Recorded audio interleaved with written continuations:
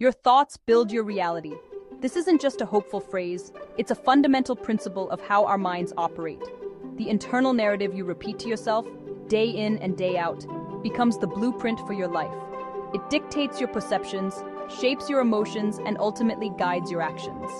If you constantly tell yourself, "I can't do this," or "I'm not good enough," your brain diligently searches for evidence to prove you right. This process is rooted in neuroplasticity, your brain's ability to reorganize itself by forming new neural connections. By repeating negative self-talk, you are literally wiring your brain for failure. You'll notice every mistake, remember every past stumble, and interpret neutral feedback as criticism. Your world shrinks to fit the limitations you've set. But the reverse is also true.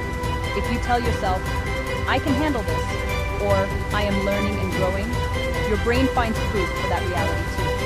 The mind believes what it's told most often.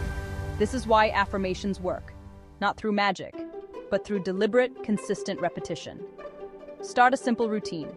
Each morning, look in the mirror and state your intention for the day. Write down one small win before bed. When you feel overwhelmed, pause and take 3 deep breaths. These small acts retrain your brain, creating new pathways built on self-trust and resilience. Every moment presents a choice. You can feed your mind fear, or you can feed it belief. Before a difficult conversation, the fear script says, "They'll reject my idea." The courage script says, "My perspective is valuable." At the gym, fear says, "Everyone is watching me." Courage says, "I'm here to get stronger for myself."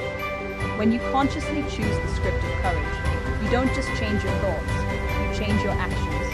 You speak up, you attempt the final rep, and act out of courage. So be careful what you say to yourself, because you are always listening. Your inner voice is the most influential one you will ever hear. Choose your words wisely. Start today. What is one belief you will choose to feed your mind? Inspire yourself. Follow for daily motivation.